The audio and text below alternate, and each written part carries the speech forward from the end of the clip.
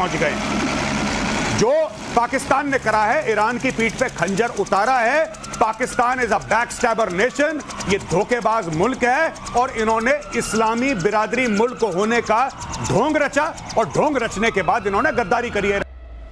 और इस कदर कि अब पाकिस्तान में भी मुनीर मीर जाफर के नाम से पुकारे जा रहे हैं। धन्य हैं आप। नहीं साहब, धन्य तो मुनीर है और मुझे लगता है कि डोनाल्ड ट्रंप और नेतन्याहू को एक बार so called field marshal Asim Munir को थैंक यू बोलना चाहिए, क्योंकि असली में उनका डिस्कशन हो ही नहीं रहा है। देखिए, जब आपको किसी के पीठ पे खंजर उतारना है दिनेश, तो सबसे पहले आपको उससे गले मिलना पड़ता है।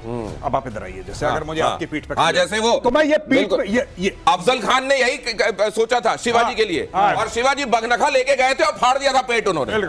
जी, जो वहां पे छत्रपति शिवाजी महाराज के खिलाफ करने की कोशिश करी थी इसने अफजल खान ने तो यही रोल अदा करा इन लोगों ने कि चलो। अब इन्होंने क्या करा कि ये गए, इनको सबसे पहले वहां पे खाना वाना खिलाया, पहली चीज। दूसरी चीज बोला कि हाँ बड़े ग्रेट लीडर हैं, ग्रेट लीडर हैं। बीच में ये चेक काट के दे रहे हैं, धनाधन धनाधन धनाधन। मैंने एक और बात बोली थी कल परसों आपके में, बोली थी कि पाकिस्तान को आप खरीद नहीं सकते, लेकिन पाकिस्तान को किराए पे ले सकते हैं, और पाकिस्तान को किराए पे ले लिया अमेरिका ने। और ये भी देखिए जरा, ये भी देखिए, ये भी कहा गया था, ये भी सुन लीजिए। उसके बाद आगे आपको ले चलते हैं, आज की गतिविधियों के बारे में बताते हैं। लेकिन हम क्यों कह रहे हैं प्रतिशोध अटैक में B-2 बॉम्बर्स का इस्तेमाल।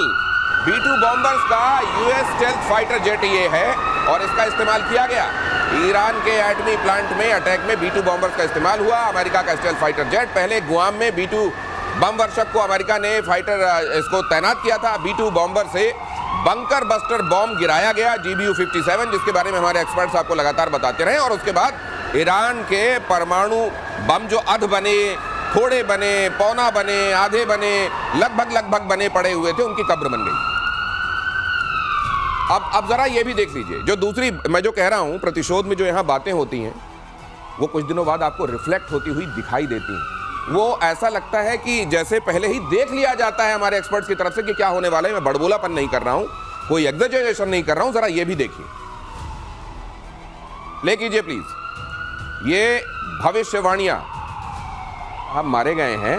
बाघेरी साहब को एक घड़ी गिफ्ट की थी मुनीर साहब ने, और उस घड़ी में ही कहा यह जा रहा है कि कोई इक्विपमेंट ऐसा लगा था जिससे पूरा इंटेलिजेंस मिल रहा था कि पहनने वाला अब कहां बैठा है, अब कहां सो रहा है। अगर ऐसा है तो खुदा खैर करे, उम्मत वालों को ऐसा तो नहीं करना चाहिए। अगली खबर, अब यहां पे ये जो घड़ी का जिक्र आप देख रहे हैं ना, ये पहले कहा सुनी में था, आज दुनिया इस पर स्टैंप लगा रही है। अब ऑफिशियल प्लेटफॉर्म से भी आपको ये खबर मिल रही है कि ये हुआ था, मुनीर जी ने घड़ी दी थी। देखिए साहब, मैं आपको बता रहा हूं, ये पाकिस्तान का बहुत पुराना किरदार है, आज का नहीं है।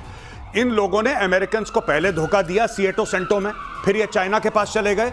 जब वॉर ऑन टेरर शुरू हुआ, जब पहला अफगान जिहाद शुरू हुआ 79-89 के बीच में, तब इन्होंने क्या करा कि इन्होंने अमेरिका से पैसे लिए, अफगानों को धोखा दिया। फिर उसके बाद 9/11 हुआ। 9/11 के बाद इन्होंने अमेरिकन से दोबारा पैसा लेके दोबारा तालिबान को धोखा दिया। और जब इनको यह लगा कि अमेरिकन वापस जाने वाले हैं, तो इन्होंने तालिबान की तरफ से जाके अमेरिकन को धोखा दिया। बाकी सब तो ताजा वाली बात आप कर रहे हैं। सिएटो सेंटो जरा 2 लाइन में समझा दीजिए क्या है। देखिए, एक ये ग्रुपिंग बनी थी 50s और 60s में, सिएटो और सेंटो। और उस जमाने में ये अमेरिका के शुरू में बड़े क्लोज आए थे। तो क्या था कि चाइना के साथ अमेरिका के रिलेशनशिप थे नहीं उस जमाने में। तो पाकिस्तान ने उस वक्त भी दलाली खाई थी।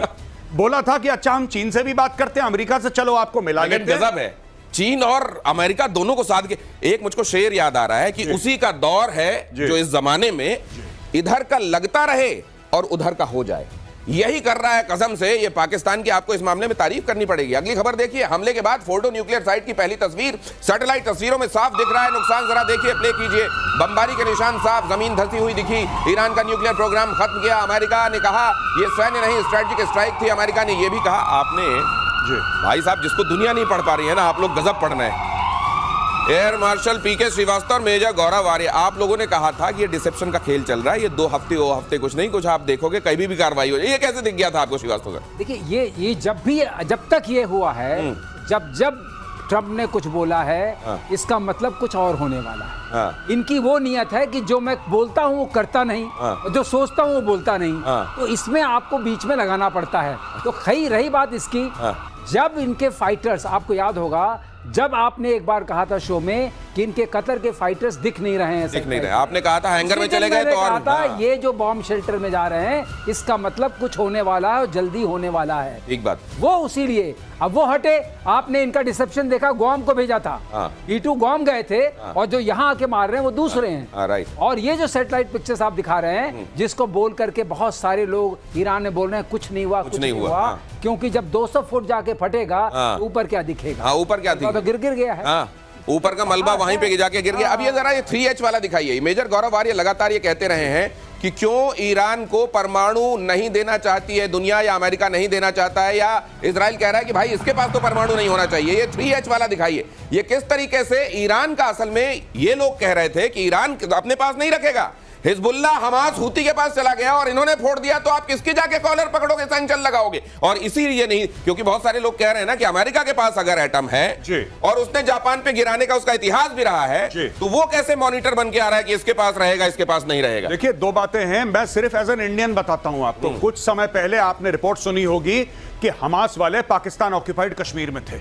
बिल्कुल। वहां पे वो जैश ए मोहम्मद और लश्कर तैयबा, पहलगाम उसी के बाद हुआ था। पहलगाम उसी के बाद हुआ था। तो आपको क्या लगता है, आप चाबहार को एक कोने में रखो, कई इंडियंस कहते हैं बड़ी अच्छी दोस्ती है रेजिम के साथ और $3 अरब का चाबहार में इन्वेस्टमेंट है, उसको 1 मिनट कोने में रखो। आपको क्या लगता है कि खमेनेई को या फिर ईरान की जो सीक्रेट सर्विसेज हैं, खुफिया एजेंसी, उनको नहीं पता था कि हमास वहां के पीओके में आ रहा है और हमास वहां पे उनको डायरेक्शन दे रहा है?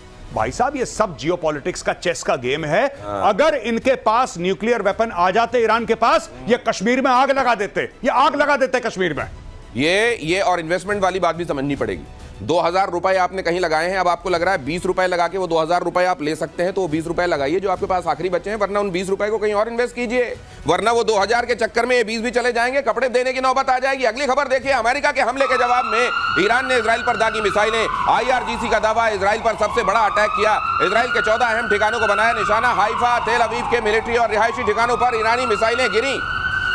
अगली खबर भी देखिए, ईरान के सरकारी मीडिया का बड़ा दावा, ईरान ने पहली बार, ये जो सर लगातार आप बता रहे हैं, ये शिकन, खैबर शिकन, ये आप नाम भी जब ले रहे थे मेरे को लग रहा था ये थोड़ा ये अरब फारसी टाइप का है, लेने मुश्किल।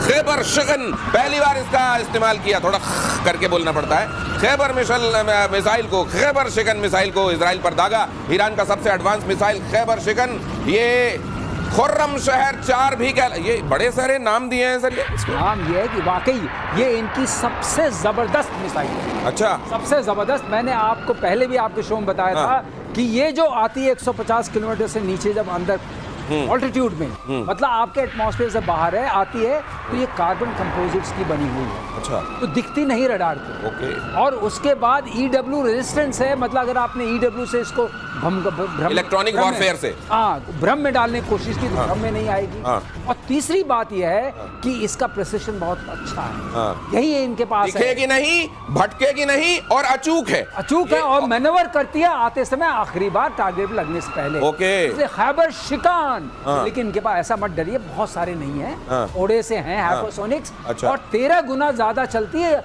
ध्वनि की रफ्तार से। ध्वनि की रफ्तार से 13 गुना ज्यादा। खुर्रम शहर 4, इसलिए दिक्कत हुई। आपने जो देखा, जो सुबह चित्र आ रहे थे,